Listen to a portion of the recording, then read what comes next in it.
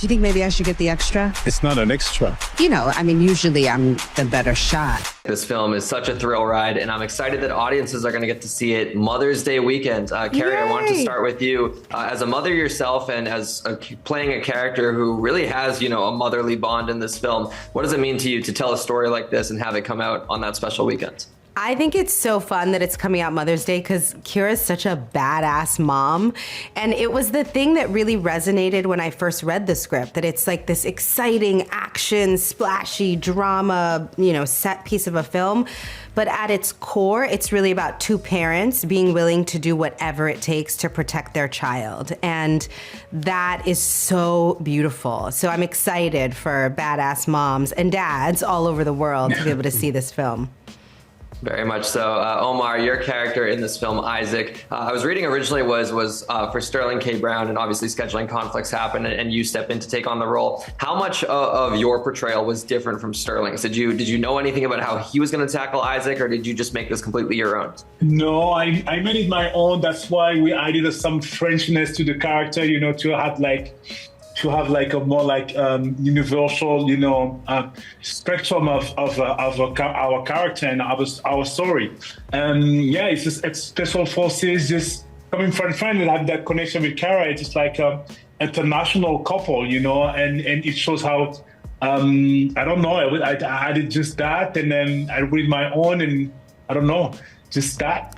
It felt like the missing puzzle piece. Like when Omar said yes, it was like, oh, this is the film that we're supposed to be making, this global story about a family that, I think so many of us now, we live in the world, we have family members that live in other countries. We, that this idea that Black people are all over the world, that our love goes across borders. I think it just really helped to open the film up and make it bigger and more international, more global, and also more fun. Like you see how the things that get in the way of their communication are their fight styles and also language and accents. And, even that part is part of their friction and their competition.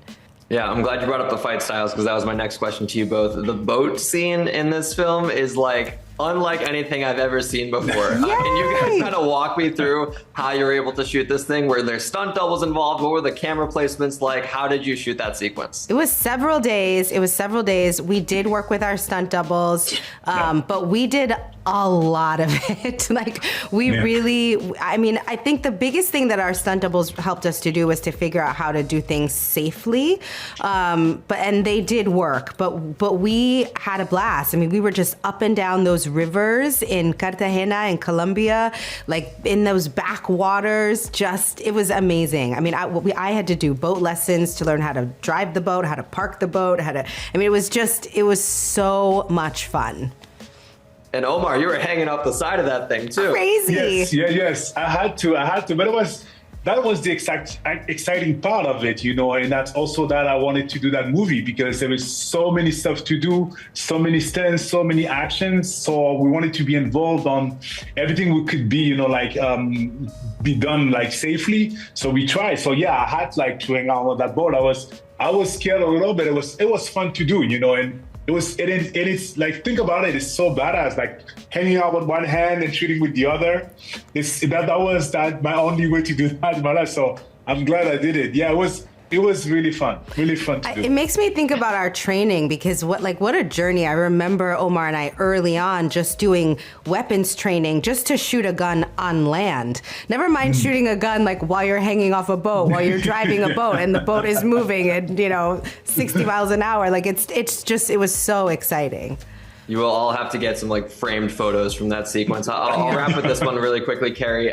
You have a big year this year, later this year, Knives Out 3, Wake Up Dead Man. The one still image I've seen so far, Benoit Blanc looks so different from anything we've seen before.